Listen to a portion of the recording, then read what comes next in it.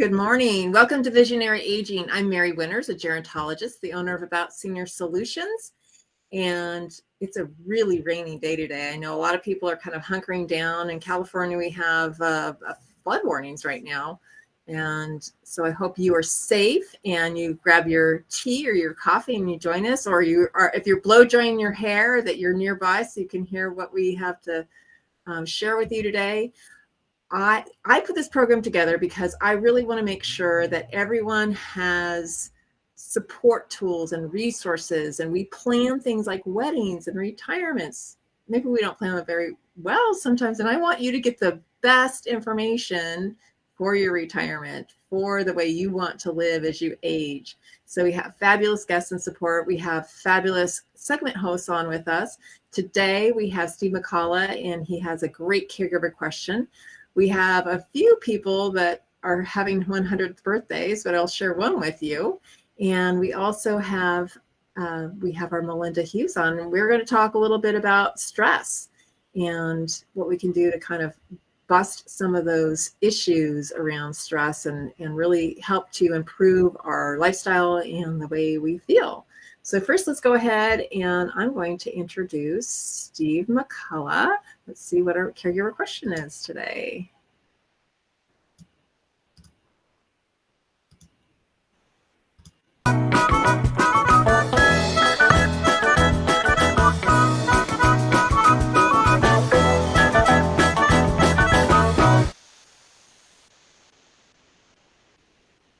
Hey, Steve, what's your question today?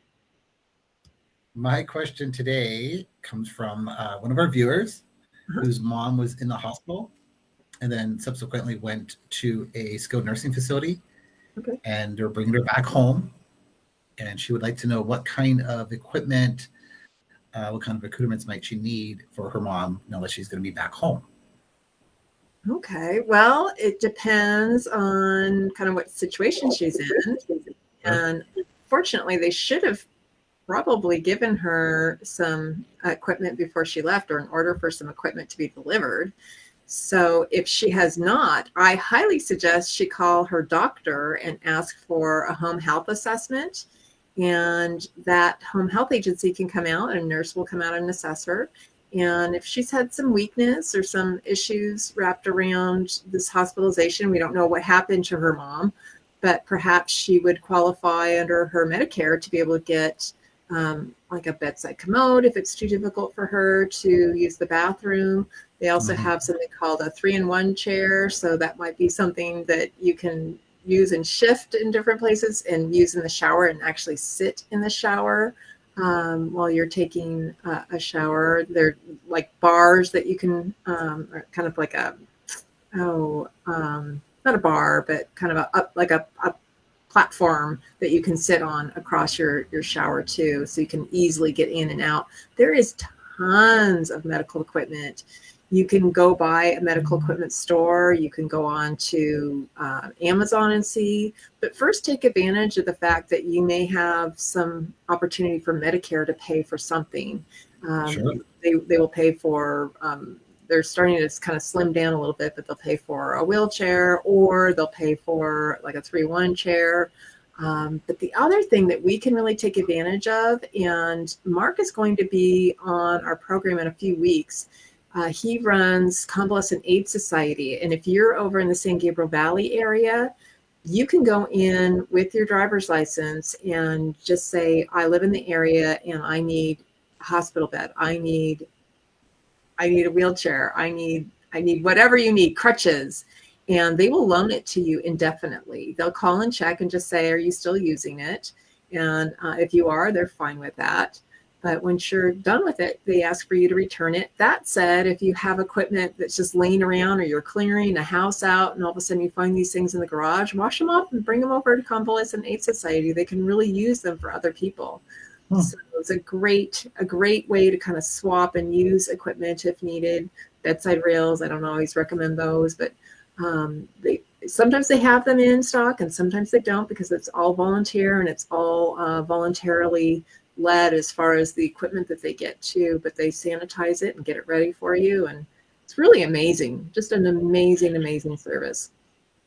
Do they do that for a cost, or do they just lend it out? Like They just lend it out for free. They lend it out for free, and they're opening new areas too. So when we have Mark on, we'll be able to talk about that. But they are a great resource. So look up Convalescent AIDS Society in Pasadena if you have a need for medical equipment and it will not be covered under your Medicare. Or if you have equipment that you could share that you're no longer using too.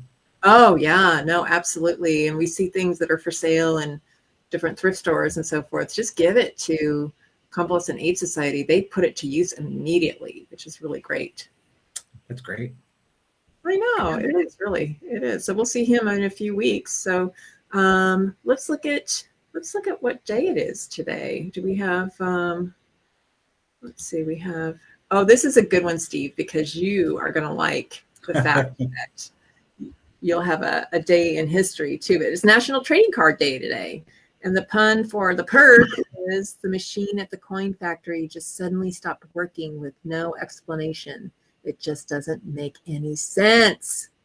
Oh, pretty bad, huh? Yeah. But you can get this for free. You can get this for free, and we'll send it out to you if you call Jenny at the office. She will send this out to you every single month for free, and just call 626-359-0108, and she'll get it out to you. So yeah, take advantage of it. And then we have a fun little word search in the back too. So it'll be related to the trading card day. Really fun, totally free. If you enjoy it for your kids, enjoy it for yourself, enjoy it for your loved one, just ask us to send it to you. We'll get it off. So, all right. How about, we're going to celebrate a little birthday, I think. And let's see, whose birthday is it today? We have a gentleman, his name is Guadalupe, and he is 100 years old. And he's also a former city council member. He did some really neat things when he was in World War II. So let me see if we can find him, and we will celebrate a little bit of his birthday. So here we go. I love how you find these people. I know, it's amazing. Oops, see you again. He looks good for 100. I know, you look great for 100.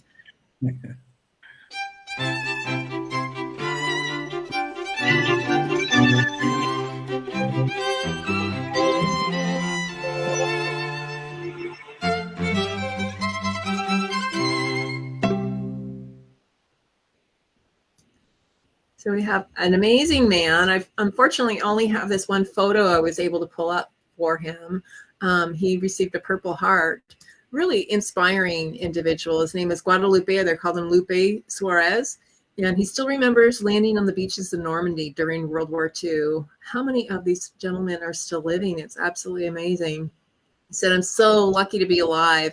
He's a lifelong New Braunfels resident and U.S. Army veteran. And he actually celebrated his birthday on the 18th with a bunch of friends. They packed a hall with family and the community. Lots of military personnel joined as well.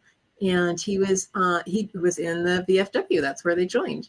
He had a lovely wife that he was married to for 68 years. And he said, without family, I'm nothing. And I think about the connections that are so important for us. He's done so much in the area of really creating like a sisterhood with Germany. He created a connection with a German city within their town too. He got his Purple Heart. You see that sitting there. That was from being on Normandy, and he also fought in the Battle of the Bulge. Amazing. Somebody definitely had their hand on his shoulder to get through and have an amazing family and grandchildren and great grandchildren who are all live very close and love to visit him. What an amazing man. Happy birthday. Happy birthday. And many, many more to you. Wish we were able to get a good picture of you, and you look fantastic. But if you do look up the Harald Zeitung from New Braunfels, you can take a look at his full story by Teresa Davis. So thank you so much. And let's go ahead and we're going to bring on Melinda. In a minute. I'm not doing well with my buttons today. Hold on just a second. We're going to bring on Melinda. Here we go.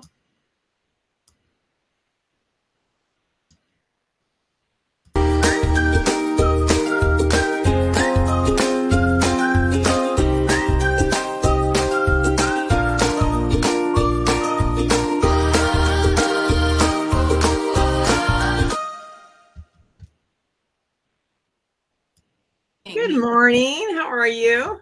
Good. I'm really tallying up the buttons today. Yeah. It's a rainy It's day. it's it's stressful to find those buttons. We're going to talk a little bit about stress and stress busters, right? Yes. So, tell us a little bit So, about what busters are. definitely, I mean, the obvious the obvious two, I guess, are eating well and moving your body. The both of those things help us to manage stress in the body. But beyond that is kind of what we wanted to talk about a little bit today. Meditation and breathing. Mm, Um, and then also focusing on where there's tension in your body and trying to release that tension. mm, So when we're stressed, we start to carry tension, and it can be in different places for different people. Some people, the common place for people to carry tension is their neck and shoulders, which can lead to headaches, neck pain. But some people hold their tension in their legs. So we can hold it anywhere in the body. And if you can kind of like sit quietly with yourself in times of stress and breathe and notice where you're holding tension and allow those muscles to relax or focus on those muscles relaxing, that can go a long way too. Um, yeah, that's a really big one. Then we can also kind of what I call, I guess, pendulating out of stress. So if there's a specific thing that's causing a lot of stress in your life, taking yourself out of that for a minute. So that's where our hobbies and our friends and our social activities can come into play. I know for me, sometimes running a business, running the strength shop becomes really stressful.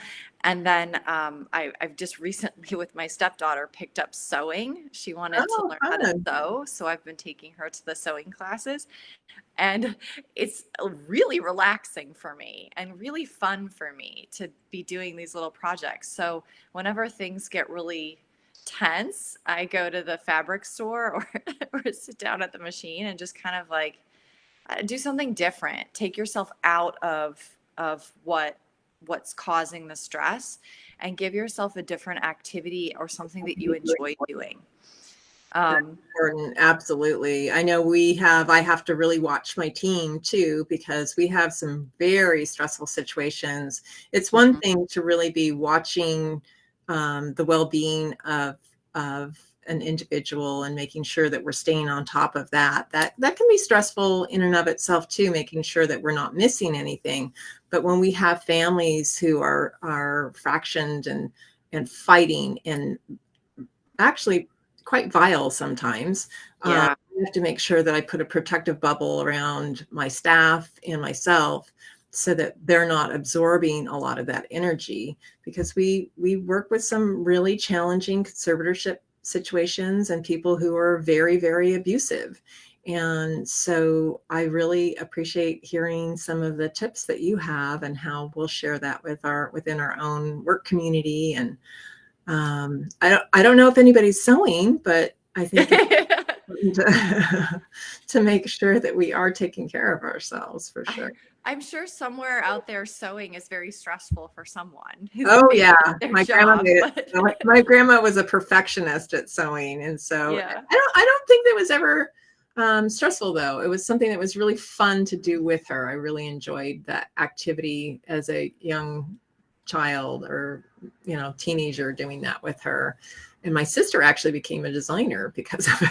She Oh, was wow. good at all the little tricks that she shared with her. So It's really fun because it's creative, yet it's not complicated. It's yeah, slow. It's not complicated. You don't have to make a ton of quick decisions. There's no pressure, you just can go by your own pace, or anything that you enjoy like that, or that you can do like that is going to help relieve stress.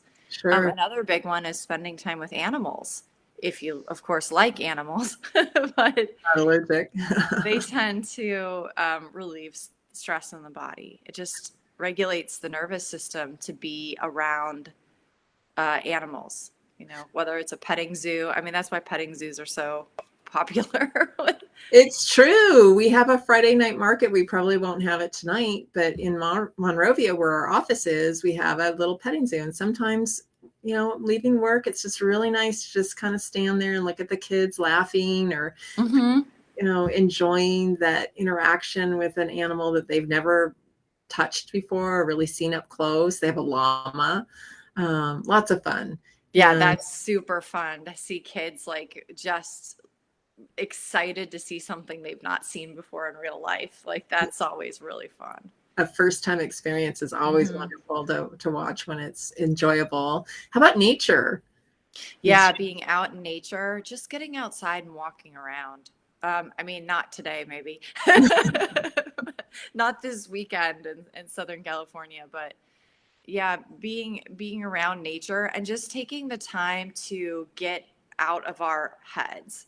So when you're out in nature, taking the time to look at a tree and actually look at the leaves and see where the branches go and just noticing the things that are outside of ourselves and putting our attention there. Because a lot of times when we're stressed, the attention is all swirling around. Mhm. We're very focused on what the worry or the problem or the thing that we have to manage is, and that's what usually creates our stress. So if we can put our attention and focus outside of ourselves, volunteer work is really great for that as well, because all of a sudden you're focusing outside of yourself onto something else. But I think that's the best thing that we can do in nature as well, is look at the flowers, take time to notice the temperature of the air and how it feels against your skin. And that gets us out of that swirling kind of worry in the mind. Exactly. And I think writing gratitude or keeping a journal for gratitude, that is also really helpful. Physical activity. I know I'm really grateful to be able to go over to the strength shop and work out. And I know that I Yeah. have that ability to kind of work through. It helps, I think, with stress too. So There's a wonderful video that's been circulating social media that it's a scientist talking about how she thinks the greatest scientific discovery of recent years is that when the muscles contract, they release these chemicals that the scientists dubbed hope molecules. But those chemicals go to work in the brain and they actually can heal the body from trauma. Because when trauma happens to us, it's stored in our physical body. Like our mind kind of can forget some of the trauma. We can block it out, but the body still has that stored energy or that memory of what happened. And apparently contracting the muscles can help relieve, it can help obviously with depression and anxiety, but can actually, I guess, help heal ourselves from trauma. Oh, interesting. Very interesting. Well, I think I'm frozen. I don't know if you can hear me, but We can hear you. you know what? We'll just recap the few items that you think are really great stress busters. Yeah. Breathing exercises, meditation, if that's something that you enjoy. I know some people, if they don't enjoy meditation, it can actually cause more stress. So breathing and meditation, if it's something that you enjoy, being able to put the focus outside of you. So if you're in nature, really noticing, or even if you're inside your room, just like noticing the things that are outside of yourself, connecting with someone who's outside of yourself, whether it's another person or an animal. And being able to maybe put your attention and put yourself into a different activity, an activity that you enjoy. So taking yourself out of that stress for a moment, putting yourself into a different place with a different activity.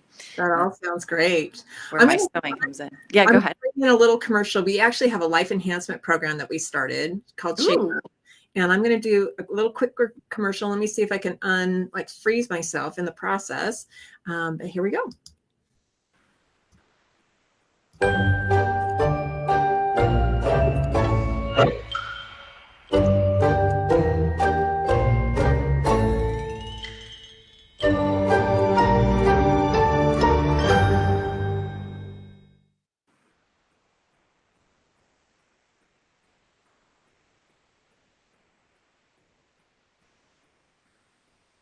This picture always makes me laugh. I love the video of this guy doing his selfies.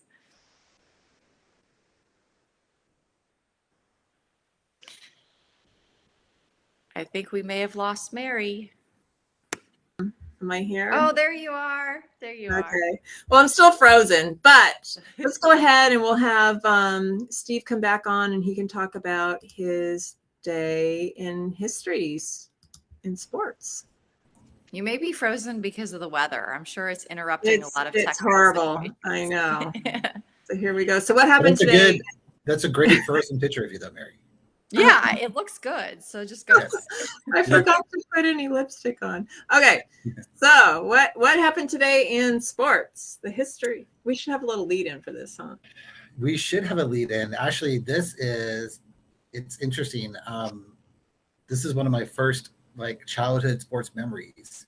So I will tell you what the day is, and then if you give me a chance, I'll explain why it's such a unique memory. But back in 1980, on this date, the U.S. men's hockey team, the national hockey team, beat Finland 4-2, and that was the gold medal winning game in the Olympics, the Winter Olympics in Lake Placid.